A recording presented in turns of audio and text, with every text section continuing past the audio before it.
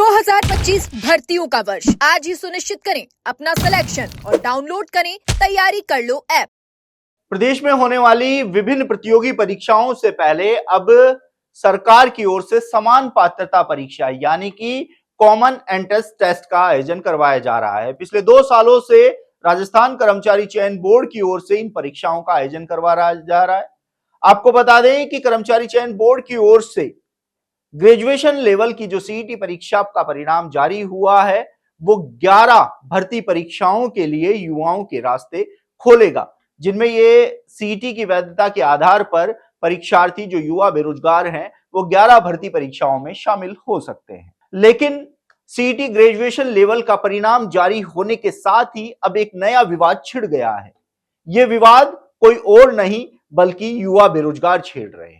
आपको बता दें कि सीईटी परीक्षा का जो आयोजन हुआ था, इस सीईटी की परीक्षा के आयोजन में बड़ी संख्या में परीक्षार्थी शामिल हुए थे, यानी कि ग्रेजुएशन और जो सेकेंडरी स्तर की परीक्षा थी इसमें लगभग 27 लाख परीक्षार्थी शामिल हुए थे।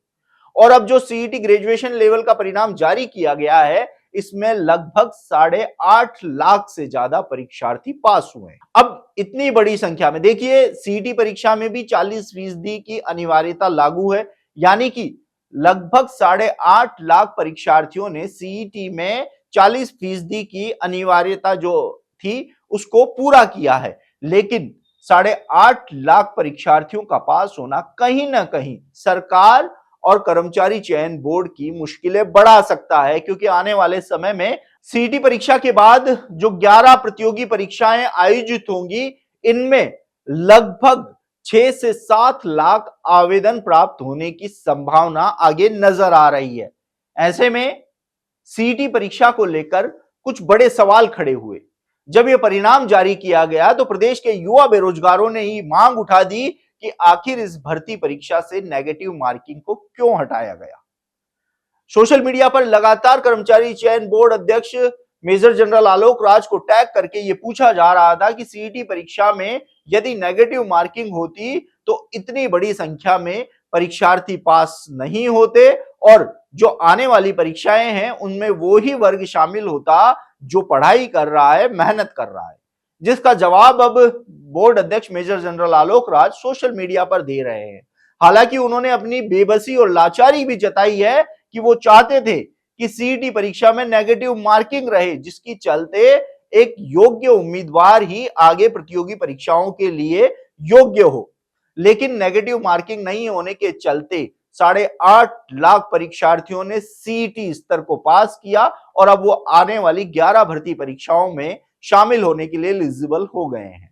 ऐसे में अब बोर्ड अध्यक्ष मेजर जनरल आलोक राज की माने तो उन्होंने एक संभावना यह जताई है कि इस परीक्षा का तो आयोजन हो गया है, इसका परिणाम जारी हो गया है, लेकिन आने वाले समय में जब सीईटी परीक्षा का आयोजन होगा तो उसमें माइनस मार्किंग को फिर से लागू किया जा सकता है, या फिर माइनस मार्किंग लागू नहीं होती है तो ऐसे में पासिंग परसेंटेज को बढ़ा दिया जाएगा, जिससे कहीं ना कहीं वो ही योग्य उम्मीदवार आगे बढ़ सके जो पढ़ाई में वास्तव में दिलचस्पी रखते हैं।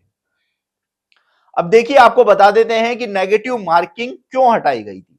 जब सीईटी का नोटिफिकेशन जारी किया गया था उस समय माइनस मार्किंग को जगह दी गई थी, यानी कि नेगेटिव जो मार्किंग है वह रखी गई थी। लेकिन प्रदेश के कुछ युवा नेताओं के द्वारा नेगेटिव मार्किंग का पुरजोर विरोध किया गया और सरकार और बोर्ड अध्यक्ष के सामने यह बात रखी गई कि आप नेगेटिव मार्किंग हटाइए, यदि नेगेटिव मार्किंग रहेगी तो प्रदेश के युवा बेरोजगारों को नुकसान होगा और जो वंचित वर्ग है जिनकी सीटें खाली रह सकती हैं उनको इससे काफी नुकसान होगा। जिसके बाद बोर्ड की ओर से नेगेटिव मार्किंग को हटाने का फैसला लिया गया।